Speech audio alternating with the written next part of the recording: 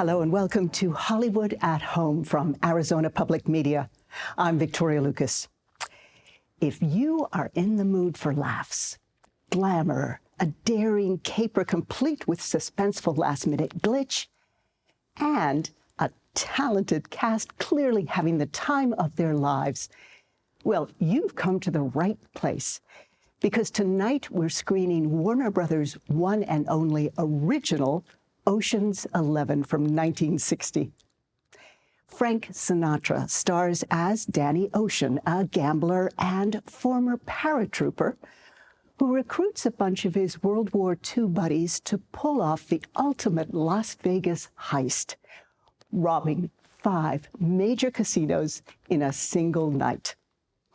After all, as Ocean tells them, why waste those cute little tricks the Army taught us just because it's sort of peaceful right now? Sinatra's on-screen gang includes his real-life group of pals who had become known as the Rat Pack.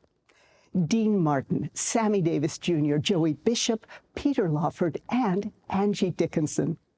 Plus a slew of great character actors, including Akeem Tamaroff, Richard Conte, Henry Silva, and Norman Fell, with cameo appearances by George Raft, Red Skelton, and Shirley MacLaine in a memorable and totally unscripted performance. Of course, it wouldn't be a Rat Pack movie without some songs. Most famously, Dean Martin singing, "Ain't That a Kick in the Head?" In typical only in Hollywood fashion, the premise for Ocean's 11 came from a gas station attendant who, like everyone else in LA, was also a would-be screenwriter. He told his idea to one of his regular customers that he knew was in the film biz, and he told it to his friend, Peter Lawford, who loved the idea, tracked down the attendant, bought the movie rights for $10,000, and took the story to his pal, Frank Sinatra, whose initial response was, "Forget the movie, let's pull the job." Well, they didn't do that, but Sinatra saw the potential for a fun, breezy comedy and wanted to be involved. So the two stars contacted Jack Warner and quickly set up the project at the Warner Brothers studios. Sinatra and Lawford knew they wanted their Rat Pack friends to co-star, and they had the power to make it happen. So, when veteran screenwriters Harry Brown and Charles Lederer were hired to craft a script, they created characters who would mesh with the actors' personalities. Then, with the script and cast in hand, the next step was to find a director. Warner's had insisted that in return for giving Sinatra and Lawford a free hand in casting, the studio would choose the director. Louis Milestone was an old-school director who had won 2 Oscars, but that was 30 years ago. He was, shall we say, an unlikely choice for this modern caper comedy. But the studio felt that his classy background and extensive experience might command sufficient respect to keep this group of hard-partying friends in line. The first thing Milestone did was trim most of the melodramatic setup from the script, keeping only the basic idea of 12 ex-paratroopers robbing the casinos. The next issue was choosing where to shoot the film. It's always faster, cheaper, and more controllable to shoot in and around the home studio.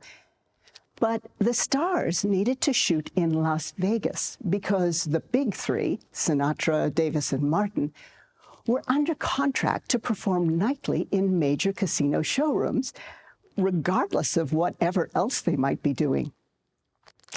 However, casino owners would be, and were, reluctant to allow the production into their facilities lest there be disruption to their business as crowds of gawkers watched the filmmakers rather than placing their bets. But as it happened, the stars' performance schedule turned out to be the key for unlocking casino doors.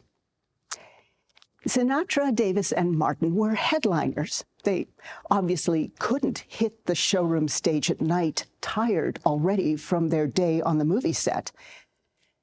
The reverse, however, could be a possibility.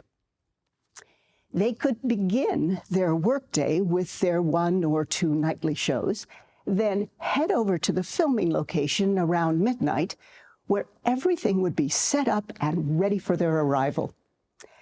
After several hours of filming, they would go back to their suites to sleep until late afternoon, when they would get up and begin the process all over again.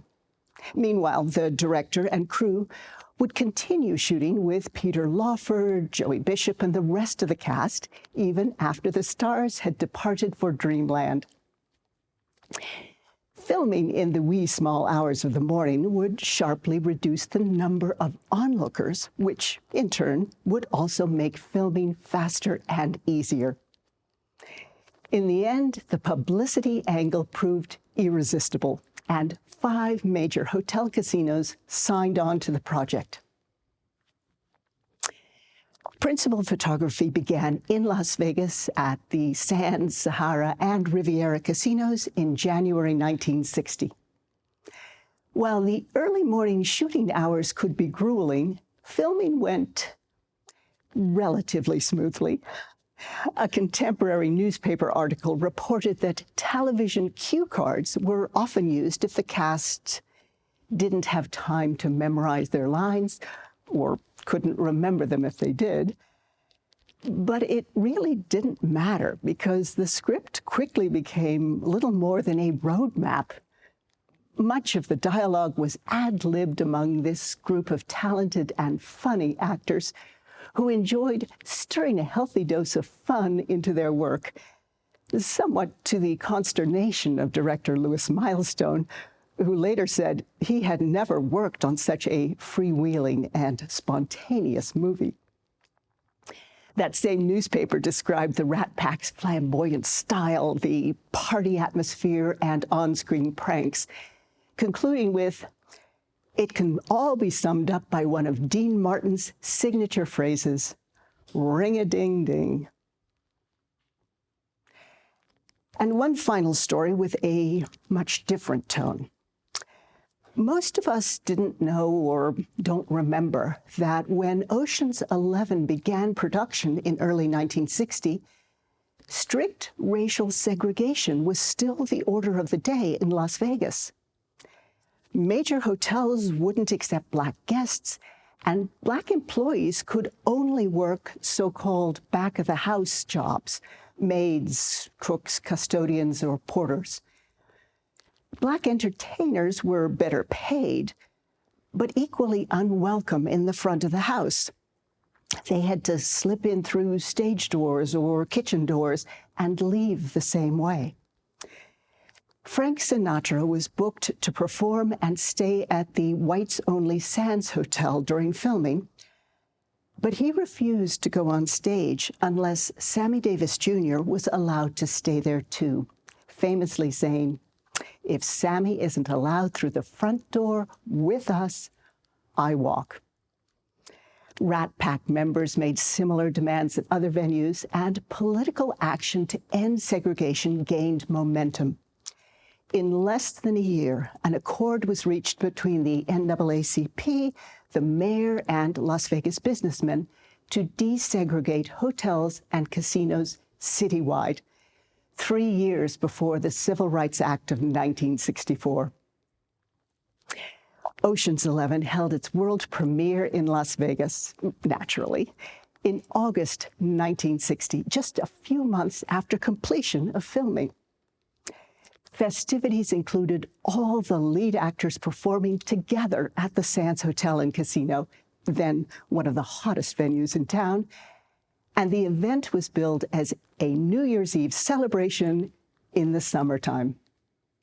So now please sit back, maybe with a bowl of chips, and take a nostalgic trip back to 1960 as you enjoy the suspense, witty dialogue, and rollicking comedy of the one and only original Ocean's 11.